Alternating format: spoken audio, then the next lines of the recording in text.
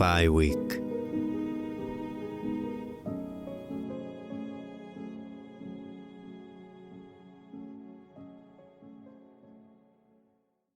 My name is Brian Epwinkler. I'm the starting quarterback at Buford State.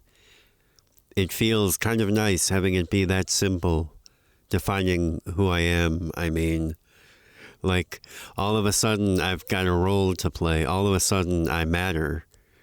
It wasn't the case 2 months ago. Not to be all dramatic about it or anything. Let's be honest. Epwinkler is decidedly a backup quarterback's name. Or we can be even realer and more specific, a third stringer's. That's fine. Trust me. You won't hurt my feelings. I made peace with the facts long ago. Don't get me wrong, I used to love it.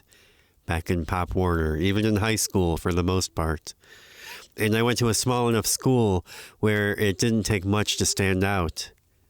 I won't lie, for a few years there, I thought I was pretty hot shit. Hot enough that a little D2 liberal arts school like Buford would take a flyer on me. But I'm here for the degree. I put on shoulder pads for the scholarship money. If practices are easy and all I do on Saturdays is hold a clipboard, all the better. We're 3-3 since Joe Cleon tore his ACL in the first game of the season. Not great, but better than anyone gave us a chance at with me under center, and still with an outside chance to make the playoffs. To be fair, I didn't come in the game in week 2 until Tom Dorner separated his shoulder on the last drive, and then all I had to do was hand the ball to Mac twice and let them come out and kick the field goal. This story took place during our bye week, the second or third weekend in October. It was a date a few of my friends had circled on the calendar for a while. Since back before any of us had any idea that I would be anything but an afterthought on the football team. It's the story of our big camping trip. Me, Ed, Griffin, and Noah. None of them were on the football team. If you knew any of them, that idea would crack you up.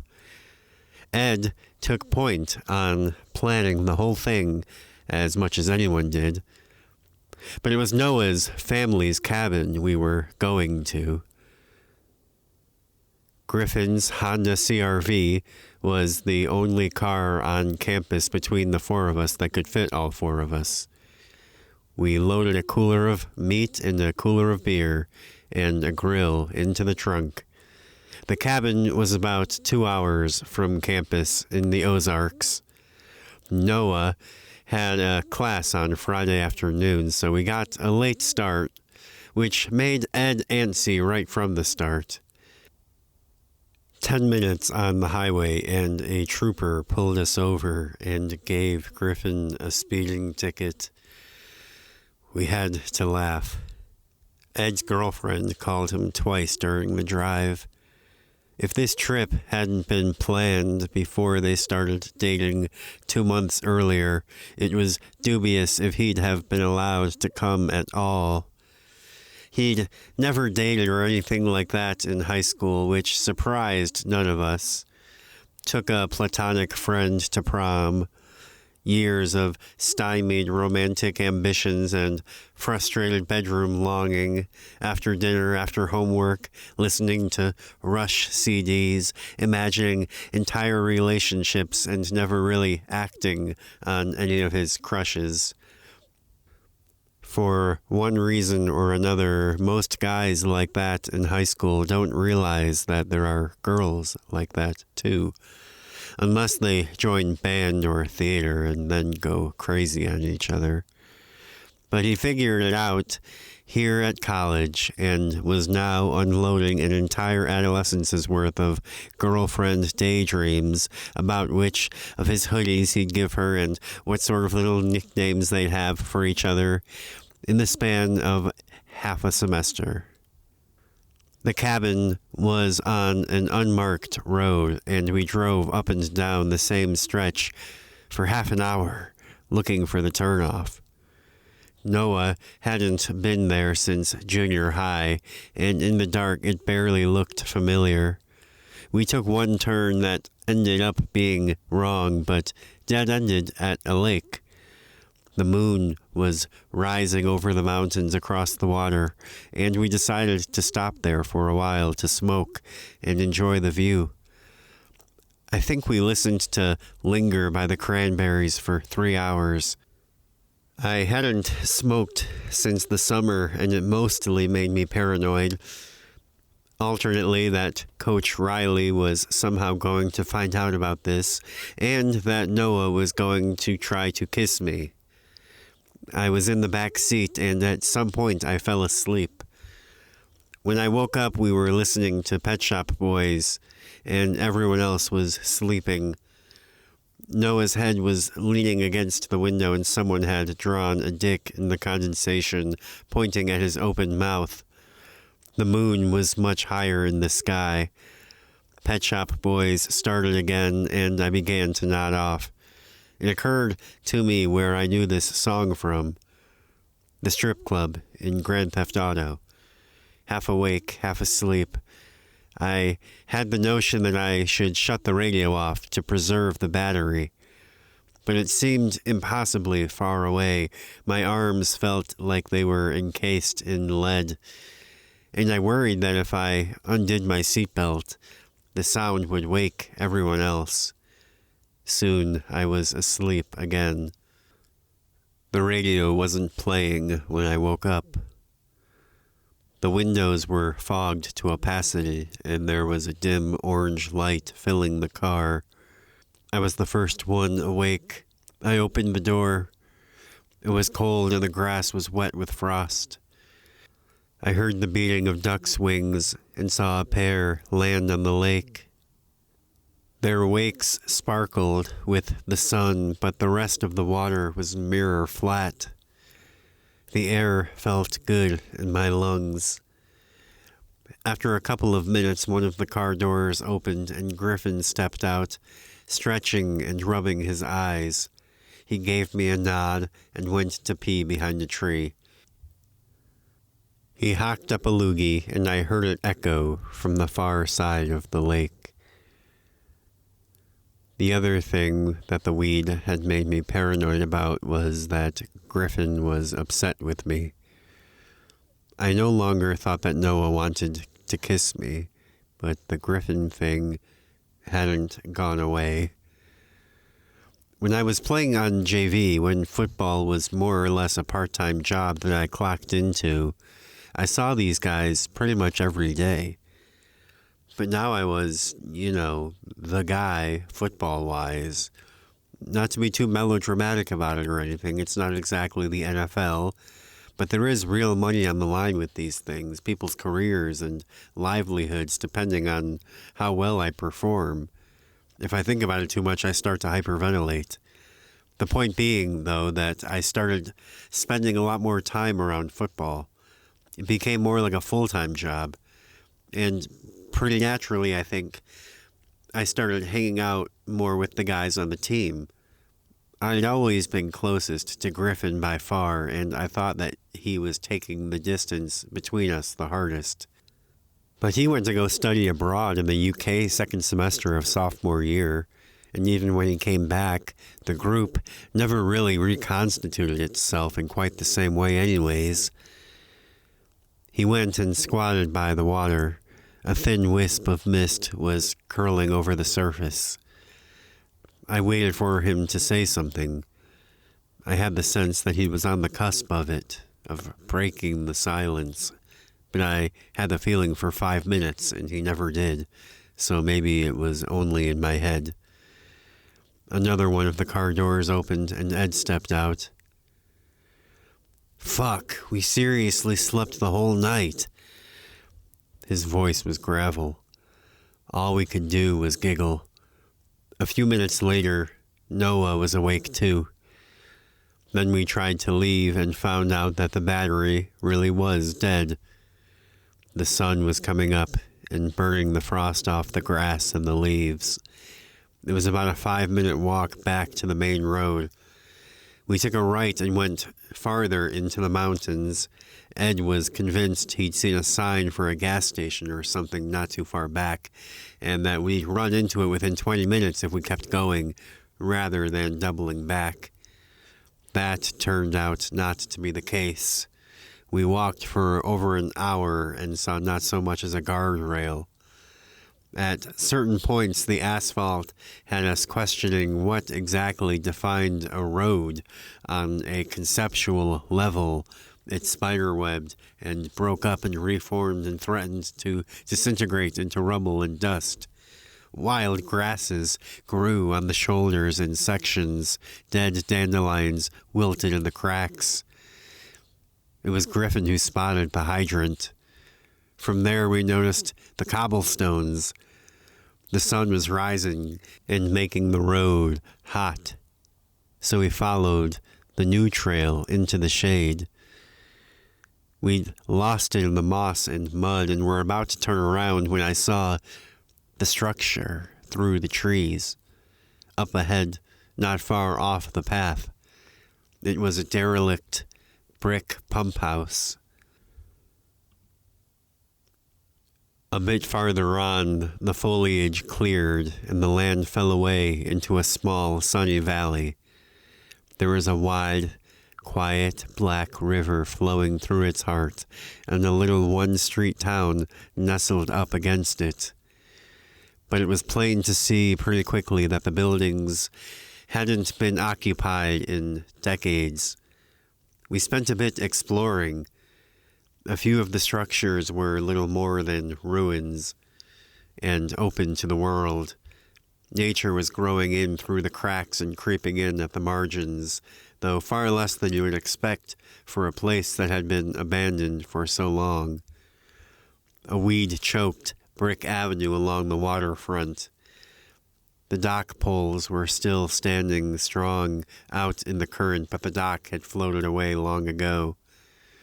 There were a few big industrial buildings fronting the river, a couple of nicer-looking commercial properties, the skeleton of a gazebo on a little jut out into the water. A tree had grown right through it and filled the interior with a knot of branches and leaves. There was a bandstand tucked back behind Main Street up against where the land began to rise, and some houses. It took me till then to notice them. They were so well camouflaged, dotted around the upper reaches, looking down on the whole affair. What do you think that is? I think it was Ed who saw it. Down the river a ways, up where it made a big bend, there was a break in nature. I saw it first as almost sort of a yawning chasm. It's sort of strange to say, like an absence of light, but that was how it appeared. It was a very hulking structure, very massive, very heavy. The light was dappling everywhere through the trees, almost shimmering when a breeze got them going, but not through the bricks. It was a couple minutes' walk to get there, and when we did, we found a long driveway that ended at this sprawling mansion house. Imposing as all hell. Filled up with shadow and honeycombed with stately masonwork archways. The place could have been a fortress. There were stone lions guarding the roofline. It put a sick, almost sinking sort of feeling in my stomach that lingered past the initial visceral shock of its size, the way it towered over you and seemed to, like, puff its chest out at you. I suspect the others had similar reactions for one reason or another, judging by how quiet it became. We investigated a bit, but quickly realized that we could become lost in there if we weren't careful. The sun was getting high in the sky and the CRV was still dead, so we hustled back, and by around lunchtime we made it to the outskirts of the last town we'd passed through, at the edge of all the wilderness. This one was populated, if scarcely. We stopped for lunch in the first place we saw that looked like it had any life. A bar-restaurant that hosted square dancing on Friday and Saturday nights called the Full Moon Inn.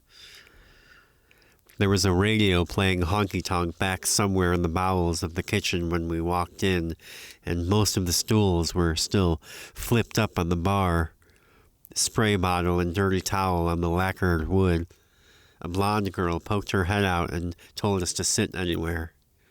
There was an old man sitting at a small table in the corner, staring down into a half-empty bowl of stew, and a woman sitting at the bar, maybe 35, flanked by two men in high-visibility vests, probably a decade her junior. The blonde girl came out with 4 menus in clouded plastic sleeves. Not quite sticky, but a little tacky to the touch. She couldn't have been more than a few years older than us. I picked at the leather rim of the thing where it met the brass corner while Griffin tried to chat her up on subjects unpertinent to the food on offer. A lot of items were crossed off. "It's the off-season," she said. He asked if they saw a lot of tourists around here, and she said, "Some." We all ordered hamburgers. They came with chips, Pepsi, not Coke. Was that okay? We shrugged. When she came back with our drinks, Noah asked if she knew where Blackberry Mountain was from here. His family's cabin was on the north slope. She squinted. One of the guys at the bar spoke up. "That's another 15 miles up 160. Our food came, and we devoured it inside of 5 minutes and paid the bill. We walked out the door and turned around and went back inside to ask if any of them were headed in the direction of our stranded car.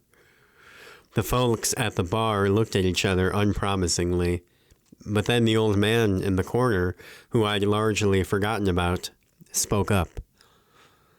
"3 of you'd have to ride in the bed of the truck," he said. He wore a hat with the name of his Navy ship on it, and his flannel was buttoned to the top, pinching a piece of his neck skin. I sat up front.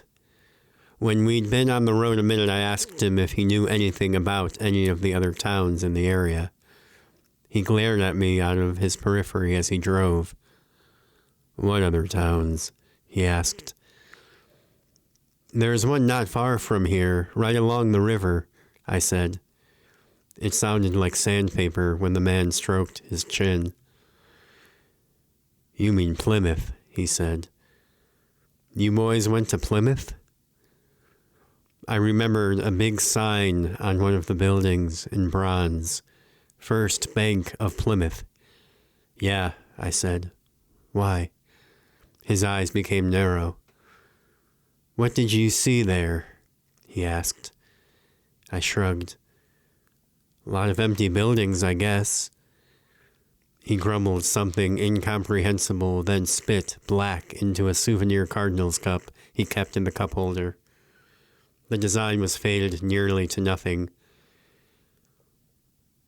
"It's not a tourist trap," he said. "We weren't looking for it," I said. "There's nothing there for you," he said. Several minutes passed to nothing but the sound of the rubber on the asphalt, the wind whipping past the glass. "But, what about that giant mansion on the river?" I asked. Several seconds passed, long enough that I started to wonder if he'd heard me. "The butcher's house," he said, and I could hardly discern his voice from the grinding in the engine. "What?" "Wilbur Preminger, the butcher." He grinned, his nose, ear, and eyebrow hair all shooting off at wild angles. He all but founded the place. They don't tell you how he even got here to begin with, which was by riverboat from New Orleans. Before that, no one knows. He spit in the cup again and then rolled down the window and lit a cigarette in the console lighter. Stepped off the boat in May, penniless. This was in the boom days. Opened his shop before September was out. Wow, I said.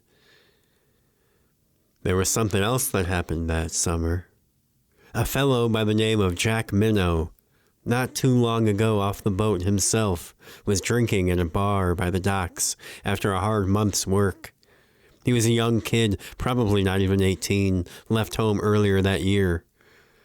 He hadn't seen too many paychecks in his life and just wouldn't shut up about how much money he was carrying in his pocket all of a sudden, boasting but almost like he was trying to make himself believe it. To anyone who'd listen, and presumably a few who didn't care to, you know what I mean?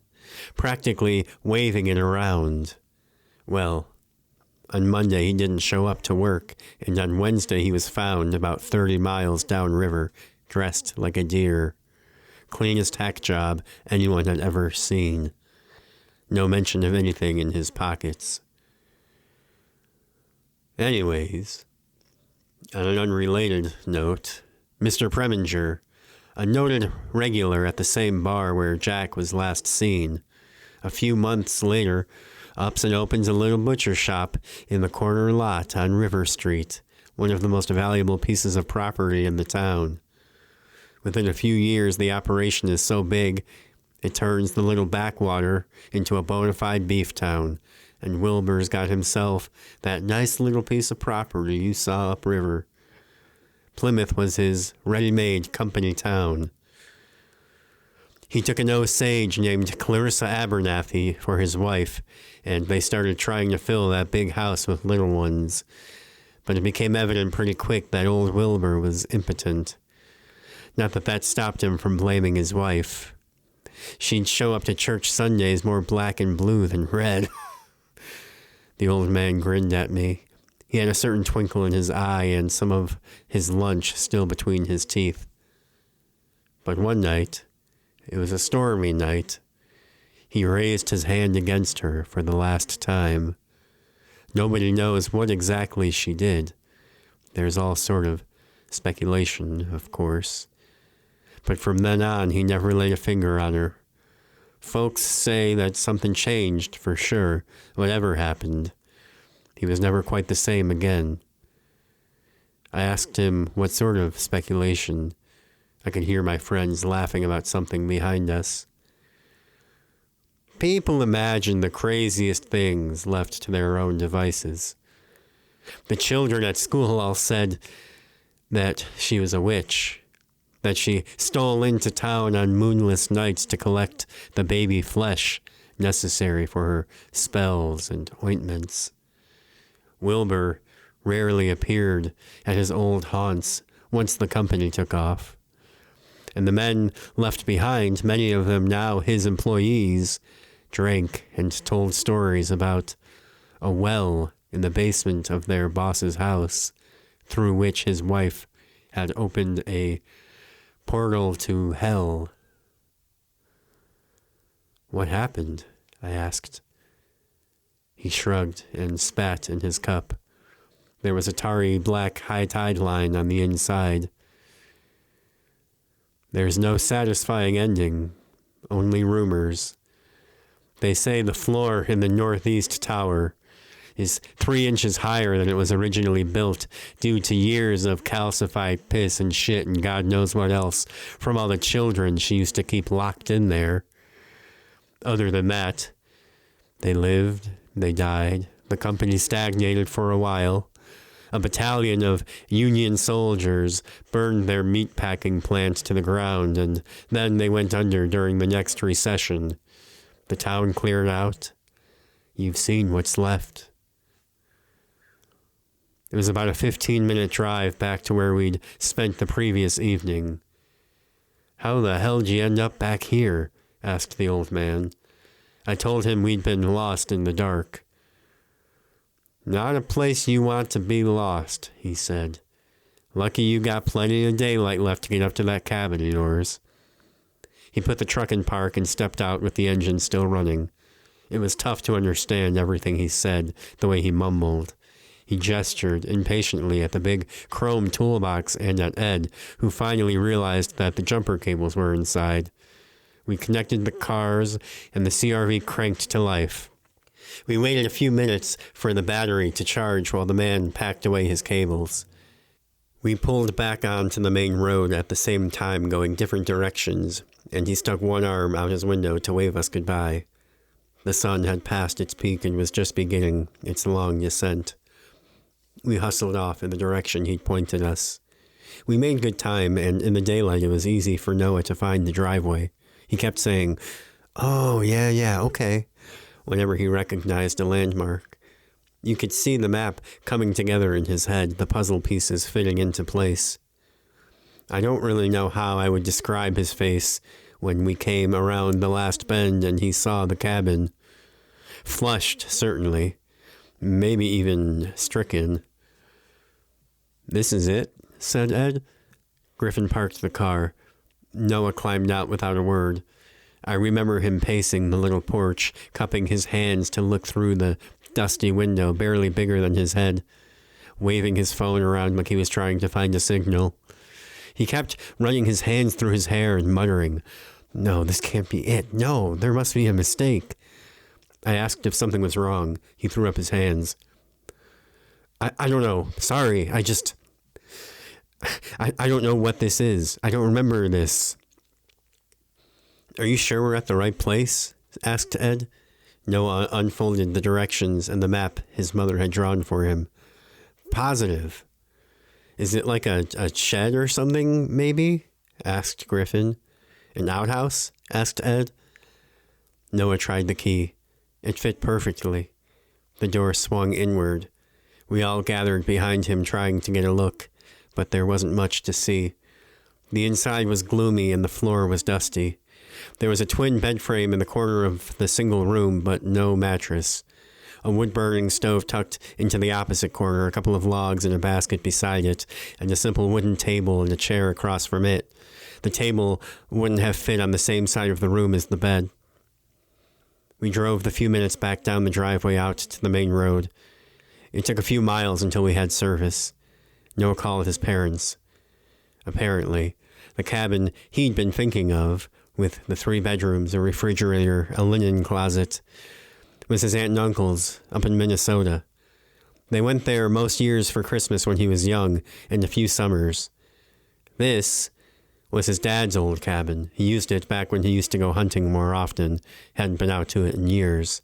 She was wondering why he was so keen on it. He hung up and said that he was sorry. We all told him it was fine. It wasn't his fault. Well, it was, but mistakes happen. "Yo," said Griffin. He looked at his watch, then up at the sky. He shielded his eyes with one hand and used the other to measure from the sun to the horizon. "What if we go put up in that old mansion in that weird town?" Ed said, "Shit, that's not a bad idea, actually." "It's not exactly how I pictured it," said Noah. "Yeah, well, your picture is about 2,000 miles away, it sounds like," said Ed. "I know," said Noah. "You didn't let me finish. I was going to say, it's probably our best option. I'm down." They looked at me. The thought of it sort of made my stomach drop. It occurred to me that the old man could have been making all that stuff up, entertaining himself. In fact, the more I thought about it, it seemed like that was the most likely explanation. Or, even if he himself wasn't inventing it on the spot, it was a retelling of a ghost story, an urban legend the high school kids tell each other so they will have something free to do on a Friday night. That it was all true was the least likely option, of course, as is always the case with these things. I'd been swept up in the moment. I'd forgotten to be skeptical. I shrugged. "Sounds good." But the whole drive back, I just stared out the window. I couldn't shake that knot in my stomach. I caught myself grinding my teeth a few times. Griffin was the first to spot the trailhead. We parked the CRV in the grass and began unloading.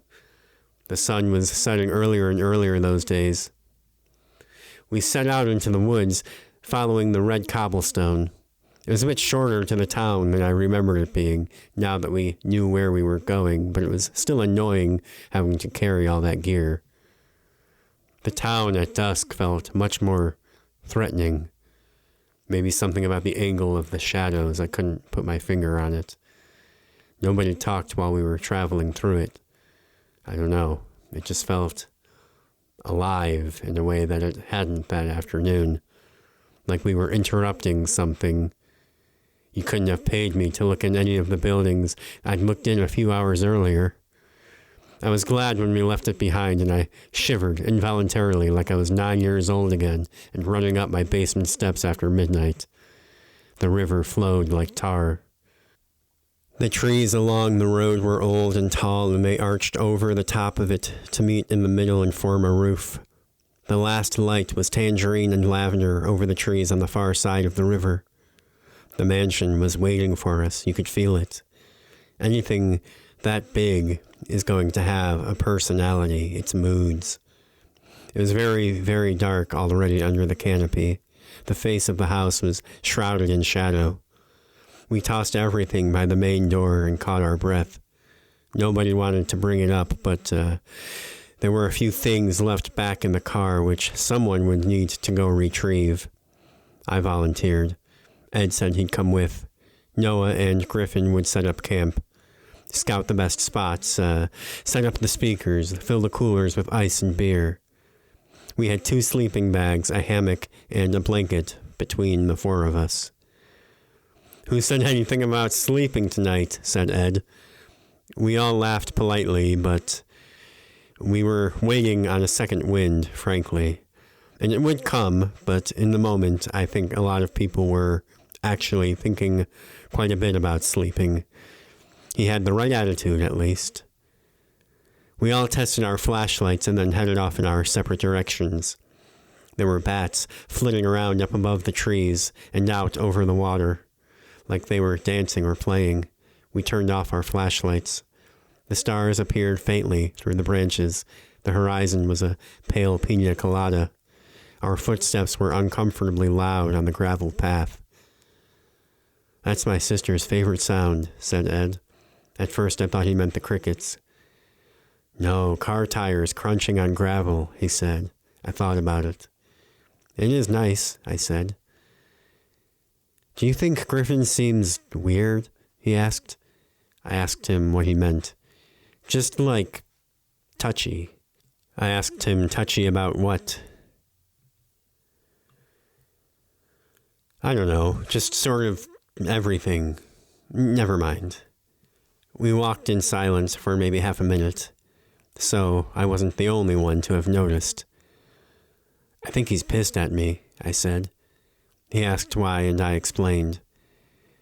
"I mean, we've all got our own stuff going on," he said. "How can he hold it against you? You're doing like hella good, aren't you?" I said that I was doing okay. "Did he say that he was mad at you?" "No." Dang. He pulled a joint and his lighter out of his pocket, and we shared it as we passed through the darkened town. We could no longer see anything without our flashlights, and when we laughed, it echoed off the brick walls.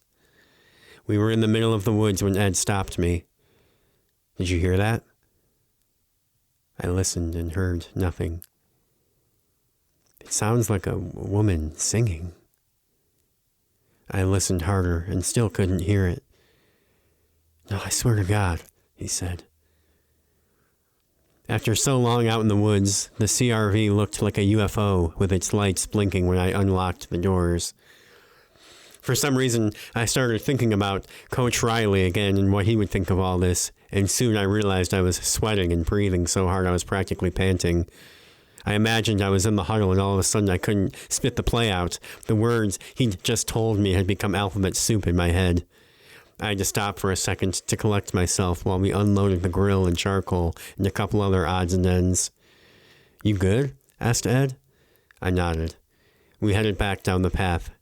Ed had brought 4 ribeyes that he was planning to make for us, plus a bag of frozen shrimp and some potatoes. It was quiet when we arrived back at the mansion.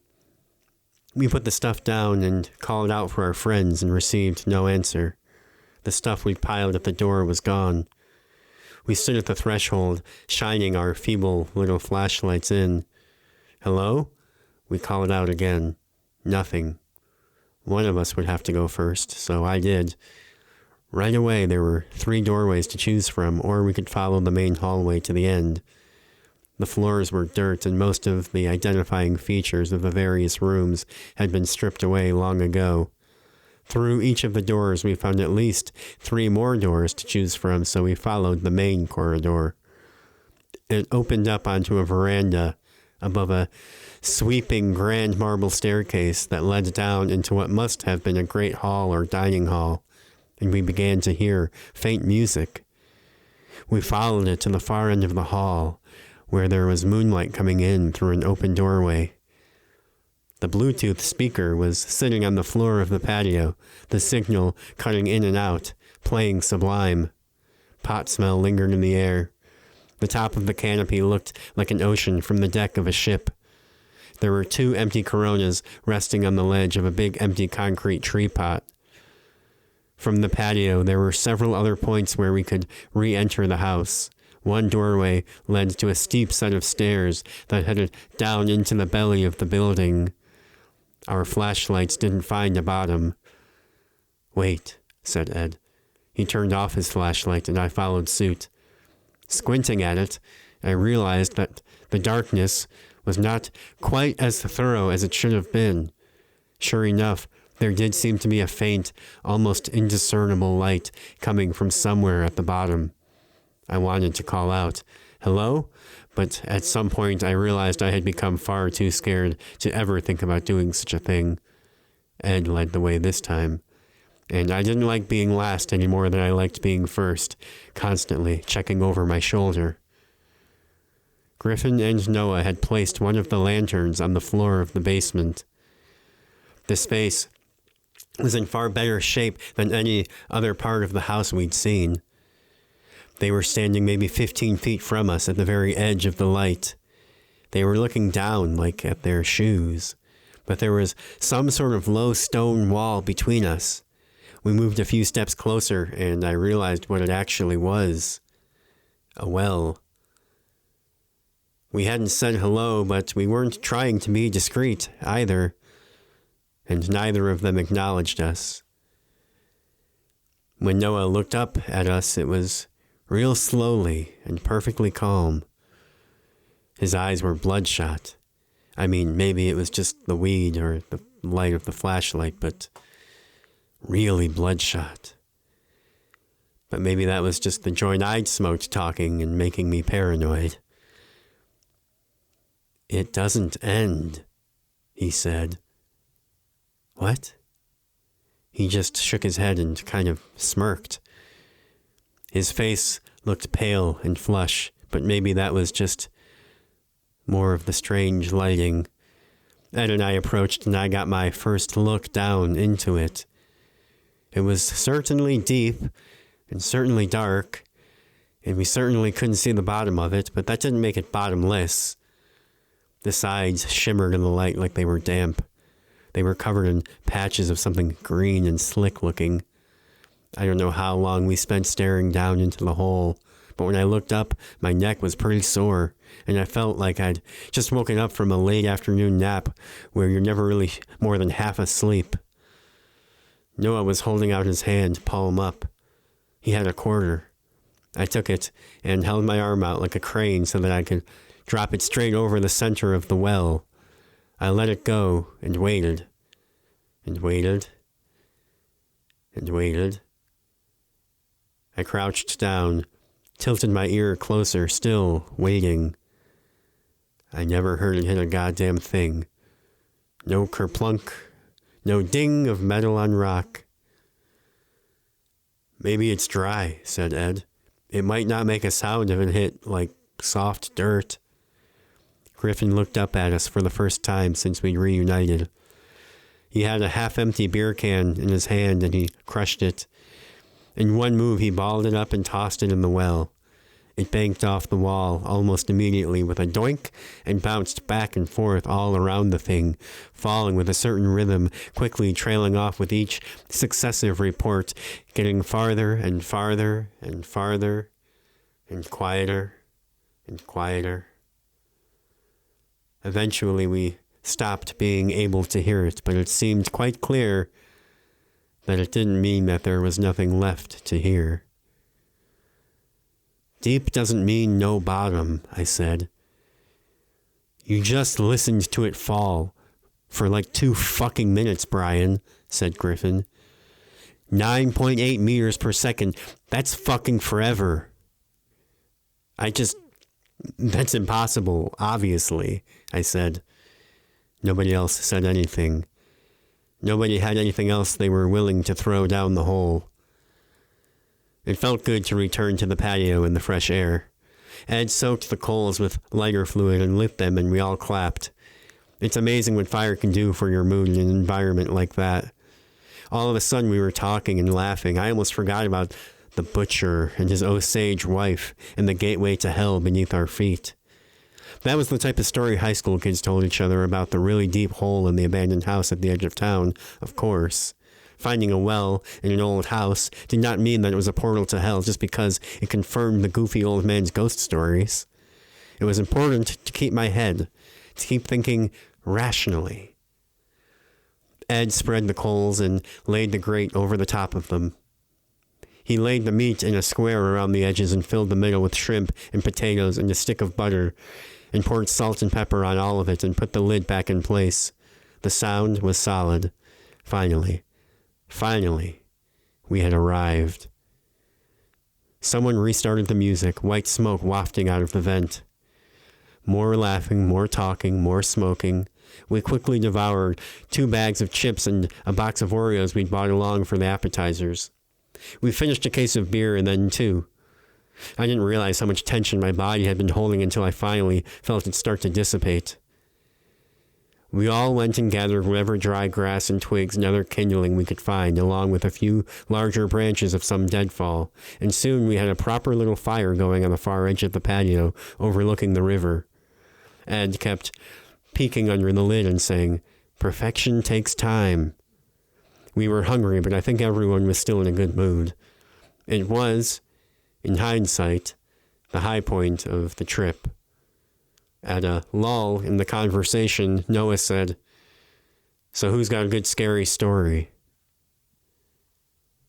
Everyone hemmed and hawed a bit. Something must have shown on my face because Noah began prodding me. I was reluctant to sour them all on our new digs, but they bugged me till I had no choice. I told them everything the old man had told me. I watched it land on their faces. When I finished, it was quiet for a moment. The meager little fire we'd thrown together had grown low. A coyote cried out with impeccable timing from somewhere up in the mountains, not too far away, and all at once everyone realized how cold it had become. Cut the horse shit, golden boy, a nickname Griffin gave me within a week of meeting me freshman year, sarcastically at first, like we were both in on the joke. I mean, I was a blonde kid from California, studying engineering, but had started to seem a little more barbed in the past couple of weeks. Who said it's a portal to hell? Who says that? How do they know? Noah was reformed, free-thinking, had struck out on his own, but was ultimately still from a McMansion and megachurch family in the suburbs of St. Louis. First semester Halloween, we tried messing around with a Ouija board in Ed's dorm and found out the hard way that he does not jive with any devil stuff. Rationalism be damned. It doesn't go forever, I said. That's impossible. It's just a well. Then you go down it, said Griffin. The way he was staring at me, I'd only seen that look on his face once or twice before. It was like when a friendly family dog is snarling and showing its teeth all of a sudden. I tried to play it off, ignore it, avoid eye contact, but he wouldn't let it go. "You're not serious," I said. "Why? You think you're too important now? You would have one of us go down instead?" "Nobody should go down it. Just because there's a bottom doesn't mean it's not dangerous." He scoffed at me. Griffin could get a little mean when he was drunk, or at least more direct, less filtered. And even sober, he was way more comfortable with confrontation than I was. He was 4 or 5 beers in, and he began sighing very loudly and theatrically every time Ed went to check on the food.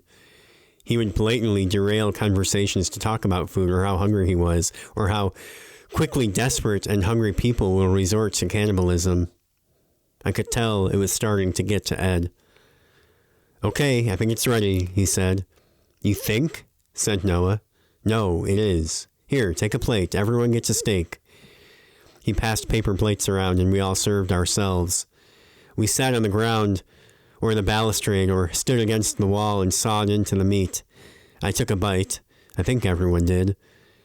Griffin spat and wiped his mouth and said, "Ed, you twat, this is fucking raw." It was. I pointed my flashlight at the plate. It was still a deep crimson. Griffin stood up and opened the grill lid. "It's supposed to be kind of pink. Haven't you ever eaten at a good steakhouse before?" "Look, there's still little bits of ice in the shrimp." Most of the coals were still black. "What the fuck were you doing?" I felt a pang of guilt at how much satisfaction I was getting from Griffin's little tantrum, saying things I never would have even if they'd turned and confronted me right on the spot. "Shut the fuck up," said Ed. "I don't see you doing shit around here to help." Griffin shoved Ed alarmingly hard, and he almost went into the fire. I was relieved when Ed let it go at that. "I don't know if we should sleep here if there's a portal to hell in the basement," said Noah.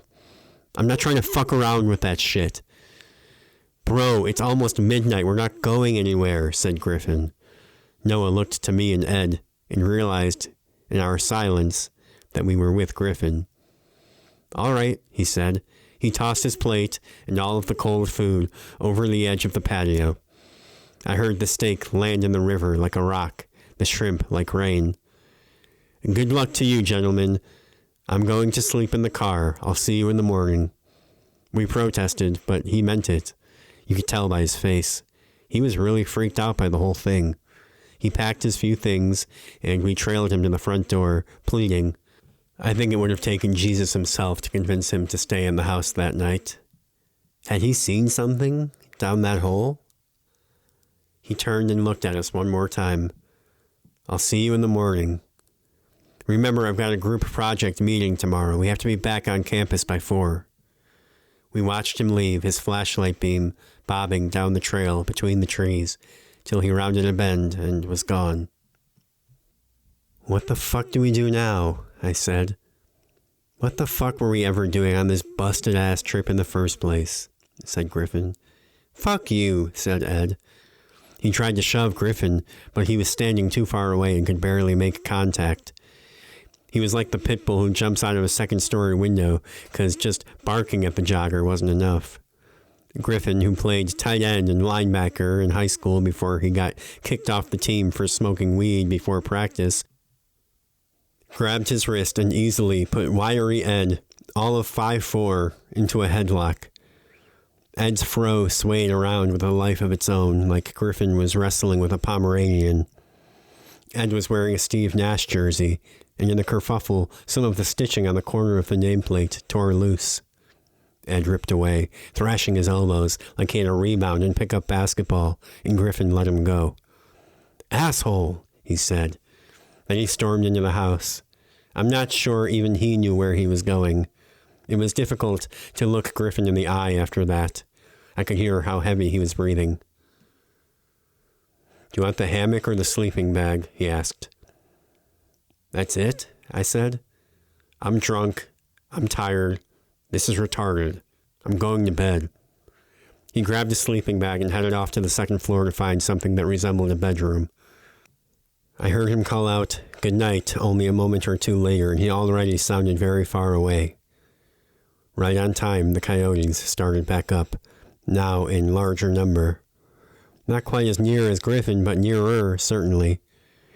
I took the hammock and the remaining sleeping bag and blanket, and then felt bad for Ed and waited a minute longer. But surely if he was going to come back for something to sleep on, he would have already. I went out to the patio to search for a place to hang the hammock. If everything else about the trip was going to be a failure, I could still fall asleep looking at the stars and listening to the running of the river. There were a few pillars left standing, the upper reaches of a pair of dead trees, but nothing especially promising, so I headed back inside. Within a minute, I was turned around and unable to find the exit. After a few minutes of doubling back and walking in circles, I heard someone else. And in fact, they seemed to be coming toward me. As I walked, their footsteps grew louder and nearer. I reached a section where I thought, surely whoever this is right up around the next corner, only to turn the corner and find myself as alone as ever. The footsteps had stopped. When I began to move again, so did they. I stopped. So did they. An echo. The acoustics of the place confounded my brain and made me feel a little dizzy. I'd been nearly running and was breathing heavy and could hear my own breath echoed back at me, seemingly from around the corner. I had to check to make sure there was nobody there. As I walked, I replayed the events of the evening in my mind and tried to figure out how it had all gone so wrong so fast. Soon my train of thought was as lost as I was. How can a train be lost? Interesting to ponder. Can our mind ever jump the tracks we were born on? If not, can't those tracks just as easily be prison bars? I stopped and tried to step back out of my mind for a moment and figure out how high I was, how drunk, what exactly was going on. I could practically feel my mind unraveling like a loose thread behind me as I walked. It seemed hopeless to go back and try to collect all the thread for rewinding, more efficient to snip it at the base and leave it. I froze in place, my blood cold, the back of my neck electric. I heard a low voice, mumbling, seemingly around the corner. Certainly my inner monologue didn't have an echo. I worked up the nerve to peek around the corner. As empty as every other hallway I'd passed through. I checked around the next corner, too, to be sure. I was so distracted. Could I really be 100% sure the voice was something I'd heard in the house with me and not in my mind? "Brian," said Noah. I think there was a brief moment where I could have fainted like a goat. He was standing a pretty normal distance behind me when I turned, but it had sounded like he was hovering right above my shoulder. He apologized for startling me and asked if I had the car keys. He'd gone all the way to the car thinking they were in his sweatshirt pocket, only to find that those were only his dorm keys. He remembered where the stairs were, and we found Griffin huddled up in his sleeping bag in the corner of a room right at the top of the landing. How did you get up here?" he said. He had a wild look in his eyes. We asked what he was talking about and told him that we took the stairs. "What stairs? Those stairs?" he said. We nodded. He stood up and walked past us and stood in the door and looked out at the top of the stairs. Then he retreated to his corner, shaking his head. That doesn't make any goddamn sense," he said. "I tried to go down those stairs 5 minutes ago. They never ended." We had to ask again what he was talking about. "Exactly what I said. I tried to go downstairs, but the stairs never ended. I just kept walking down and down and down. It made no sense." How drunk are you? Asked Noah. I don't know, Noah. How many beers will make you count 150 steps and still be in the middle of a goddamn staircase? In the beam of the flashlight, we could see tears welling in his eyes. He shielded his face. Come on, let's go downstairs right now, said Noah. There's like 25 steps max. I'll even hold your hand. Griffin had his knees tucked up near his chin, and he grumbled something into them. What? I didn't know why Noah insisted on pressing him farther. Griffin shouted back. I said I'm not going down those stairs again. Come get me in the morning. There was nothing else to say. We took the keys and left him there in the corner. The stairs were the normal length. You sure you're good in here? Asked Noah. I told him that I was. All right then. Good night. And we parted ways for a second time. It started to feel a bit weird that I had not seen Ed in so long, and that he'd departed on such strange terms, and without a sleeping bag. I called out twice but received no response, and did not like the sound of my own voice echoed back in that place, so I did not call again. I found a side door that led to a broad yard which sloped gently down to the waterfront. There was an old sycamore on the precipice, close enough to a pole in the water that I could hang my hammock between them. There was a rope tied to the pole, frayed at the far end. I climbed in, precariously, still a bit tipsy, swung side to side for a moment, steadied myself, and settled in. Clouds were covering most of the stars. I could feel cool air radiating off the river below, smell the water.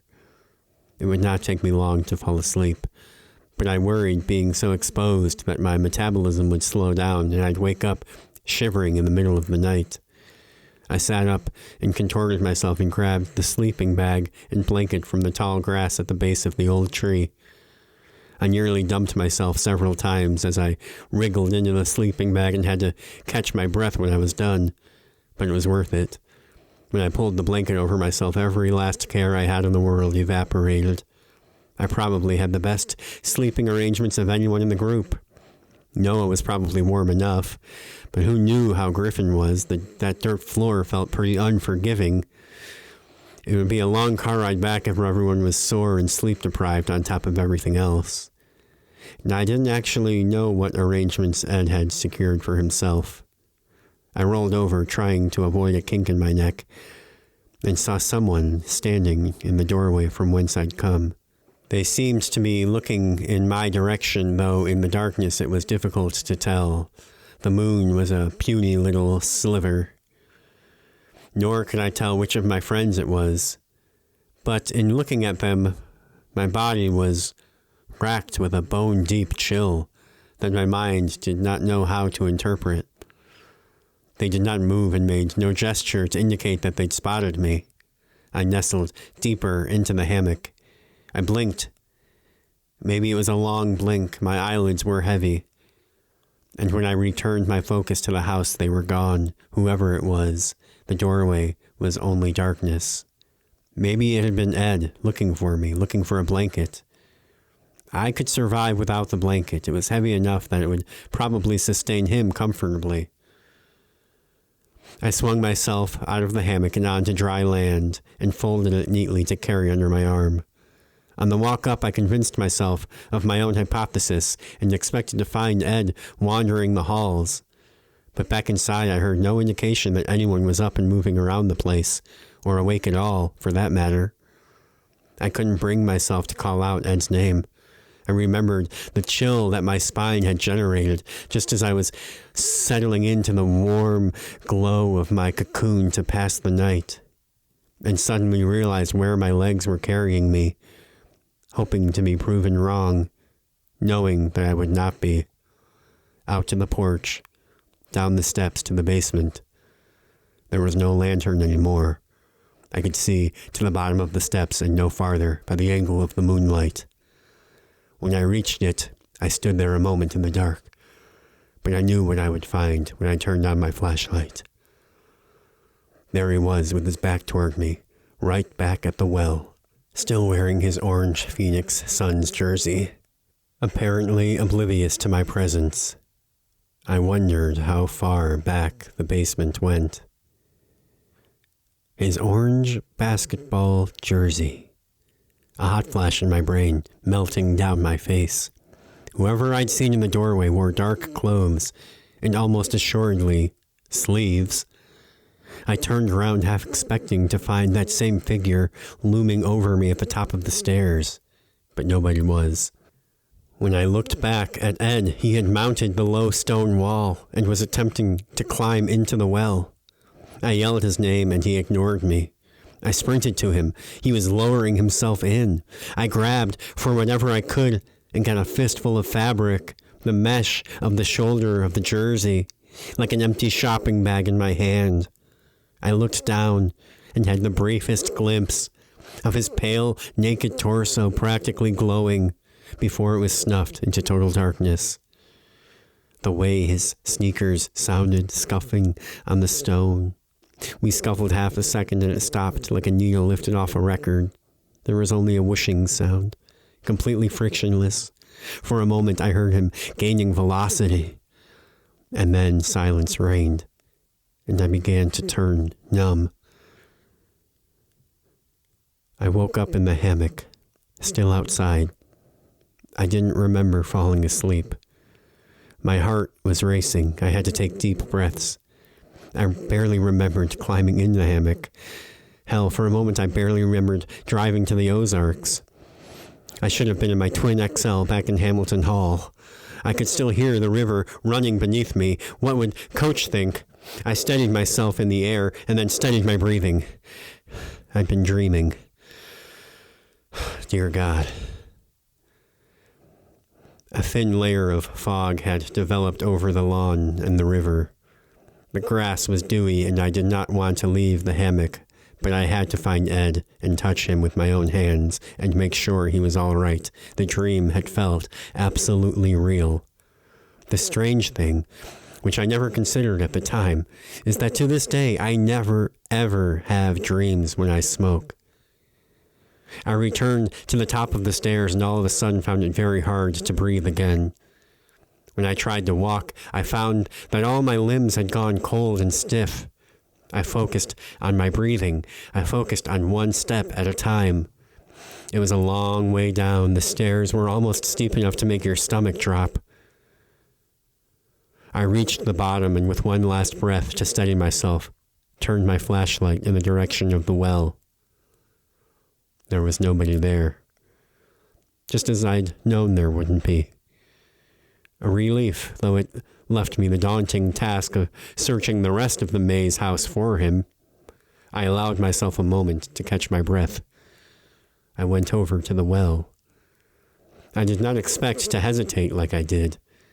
I don't know what I expected to see or not see. I forced myself to look. There was nothing there. Only the darkness and the slick, slimy stone. There was something in the basement with me. I could hear it growling or grumbling at me from some far corner of the room. I thought that I might have stumbled into a black bear den or the lair of some chuffing hog. I froze and listened closer and realized that it was not a wild animal. It was something more familiar, if I could place it.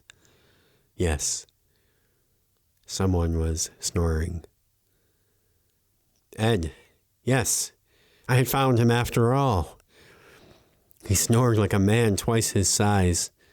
I wondered why anyone would choose the basement of all the places they could sleep, with the low ceiling and dank, sour crawlspace air.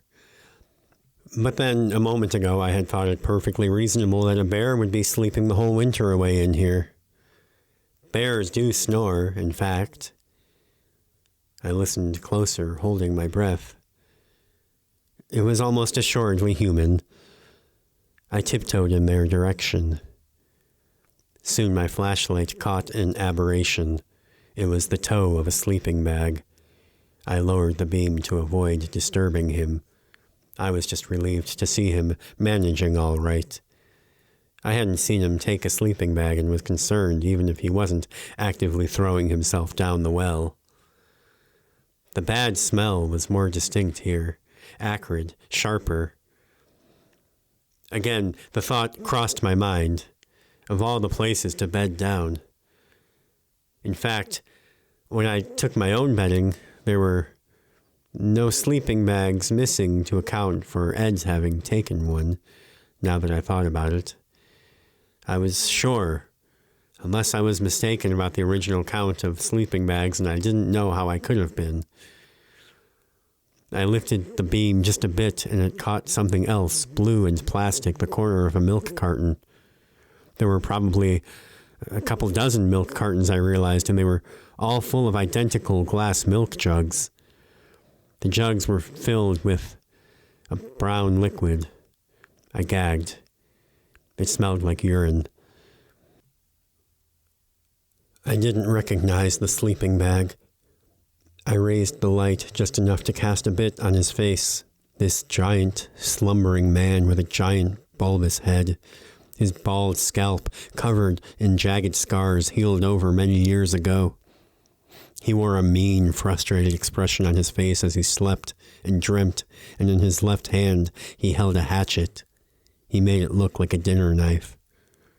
I couldn't bear to have the light on any longer and turned it off. I stood there a moment, gathering my courage, listening to him snuffle and snore. Abruptly, his breathing stopped for a moment, and he woke up in a tizzy. I heard him sniffling and resetting himself in the darkness. But then I heard the crunching of gravel that told me that he had not fallen right back asleep. I listened closer and heard sniffing, heard him testing the air.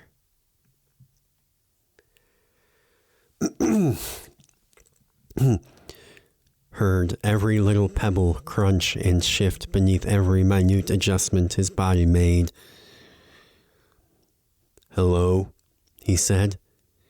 The lower register of his voice hit my spine like a tuning fork, ice water cascading over my body. "Who's there?" I held my breath. I tried to wait him out. "Speak up. Who is it?" "Sheriff's office. Scram, vagrant." He did not respond right away. It occurred to me that he himself could very well have a light. "Evening, officer," he said. "I don't mean to be rude, but do you have a warrant to be inside my humble little abode right now?" "I'm giving you to the count of 10. Grab your shit," I said. "I don't think you know who I am. Do you?" "Last warning." It's hard to believe my voice wasn't shaking. "My dear boy," he said. "You're talking to the butcher." He said no more. Nor did I. I waited. The very next sound I heard, I was off like a jackrabbit. I made for the patch of moonlight and took the stairs, 3 at a time, and never looked back. I think I must have been screaming. I don't remember. Griffin met me at the bottom of the stairs to the second story and followed me out. I was breathing too hard and too fast to speak, but eventually managed to blurt out something like, "Someone's in here." That was enough for him. The trip back to the car was remarkably short, taken at a dead sprint. It turned out that Ed had also returned to the car to sleep, and we woke he and Noah up terrified and gasping for breath with our pounding on the windows. Ed reverted the passenger seat to its normal position, and I climbed into the back seat with a delirious and still half asleep Noah. Griffin jumped into the driver's seat, started the car, and we were off. We never heard or saw anyone chasing us. The roads were thick with fog. It was like driving into a blizzard. We rode up and down one roller coaster hill after another with no warning, my stomach churning. For over an hour, it seemed like we might never escape the Ozarks, like we might have driven ourselves into some alternate dimension from which we could never return. But eventually the roads leveled a bit, the mountains diminished into foothills, and streetlights and street signs began popping up outside the window again. Nobody touched the radio, and we spoke very little, feeling every minute of the ride back to campus. As soon as we had internet, we began our research, each of us except for Griffin, transfixed in our little pool of blue light. No one thought of sleep. It had been hours since I'd thought about Coach Riley, and when he popped back into my mind, it made me borderline nauseous.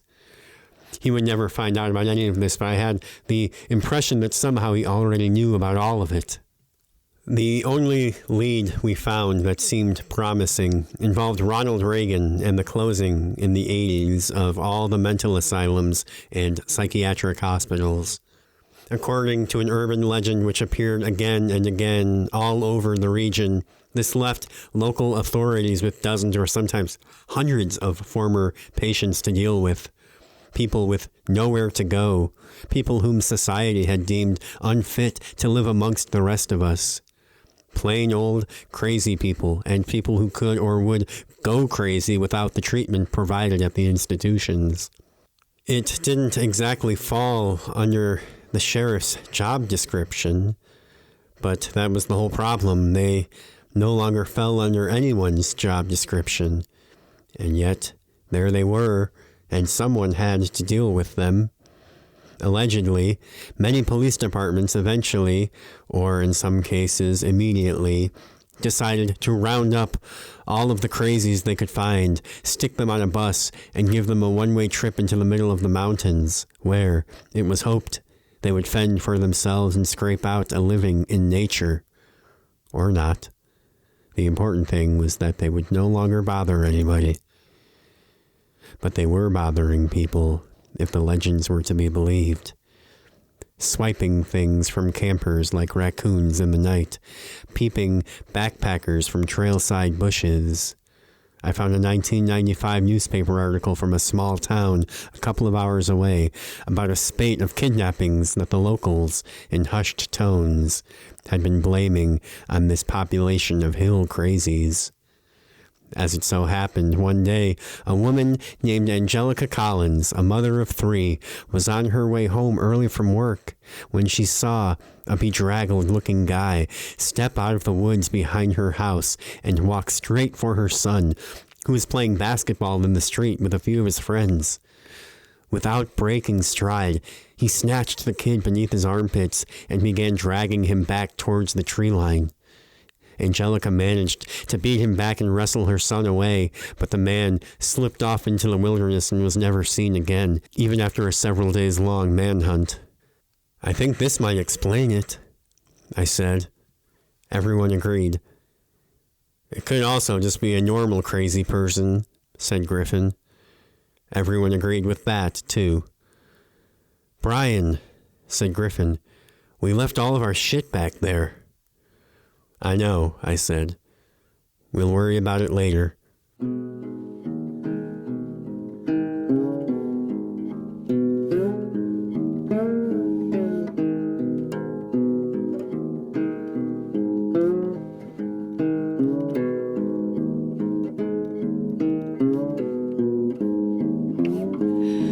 Travelers stray from Fossman's Grove, it's lure of melted gold. Many alone men have left with their fame, but lay behind their soul.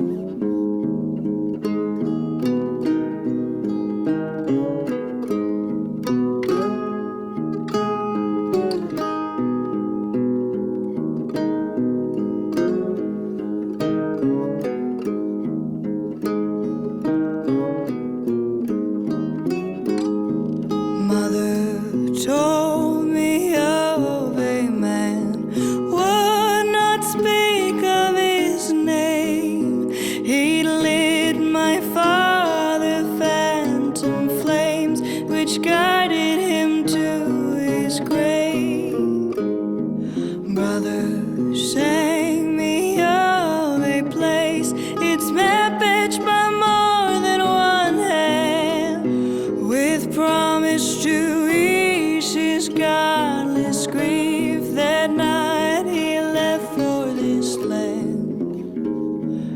Travelers stray from Fossman's Grove, its lure of melting gold. Many low men have left with their fame, but lay behind their souls.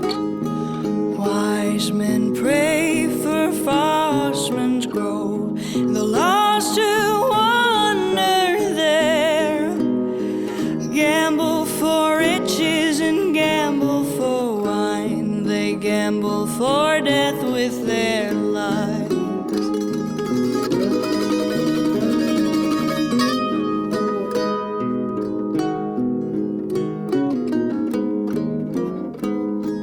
Brother, turn this fool's quest round. To his dust I wail. Though Father walked a different path, his shoes mark prints on your trail. Down at Fossman's Gate, brother fell. The feet of a man by the door, new to his eyes, but old flame to desire. For many a face this man wore. Travelers stray from Fossman's Grove, its lure of melting gold. Many a loved man have left with their fame, but lay behind their souls.